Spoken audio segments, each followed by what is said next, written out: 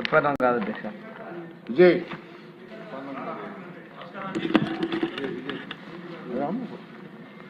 అధ్యక్ష, వాస్తవానికి సంక్షేమం అనేది పూర్తిగా ఎవరికైతే అవసరమైందో వాళ్ళకి మనం ఎక్స్టెండ్ చేయాల్సిన పరిస్థితి అయితే ఉంది అధ్యక్ష.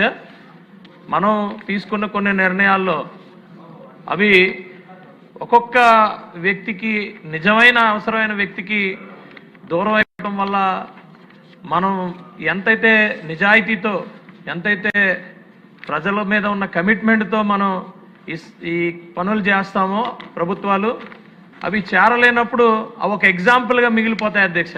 అంటే నా ఉద్దేశం ఏంటంటే, ఈరోజు అత్యధిక సంక్షేమం మన రాష్ట్రమే చేస్తుంది అధ్యక్ష. సుమారు 32,000 కోట్ల పైన మనం సంవత్సరానికి ఇవ్వటం జరుగుతుంది అధ్యక్ష.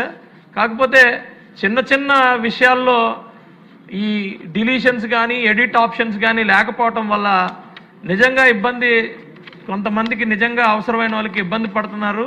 అది మీ ద్వారా మంత్రి గారికి కూడా తెలియజేస్తున్నాం. ఉన్నది ఆప్షన్ ఉన్నది అని చెప్పి మంత్రి గారు చెప్పడం అయితే చెప్పారు, కానీ అది జరగట్లేదు అధ్యక్ష. నేనేమంటానంటే ఇంకా మోర్ అయితే కొంత ఇబ్బంది అయితే ఉంది, కొంత కరెక్ట్ కాంది ఉంది. కానీ నిజంగా చేసుకోవాలంటే ఇప్పుడు ఒక అమ్మాయి పెళ్లి చేసుకొని అత్తవారింటికి వెళ్తే అత్తవారింటి దగ్గర యాడ్ చేసుకోవచ్చు అని చెప్పడం జరుగుతుంది. కాకపోతే అత్తవారింటికి వెళ్లకుండా, అమ్మగారింటికి వెళ్లకుండా వాళ్ళ సొంతంగా ఇంకొక ఫ్యామిలీ సపరేట్గా రిజిస్టర్ చేసుకున్నప్పుడు వాళ్ళకి ఆప్షన్ లేకుండా పోతుంది అధ్యక్ష.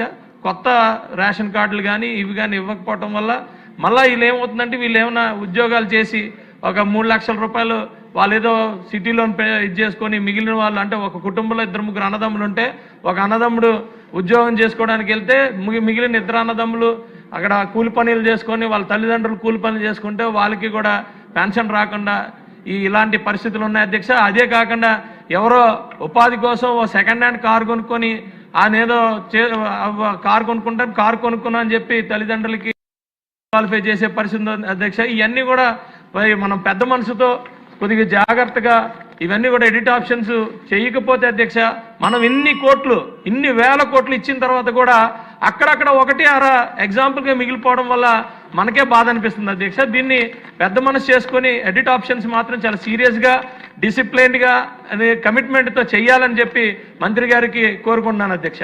నరేంద్ర గారు. Speaker sir,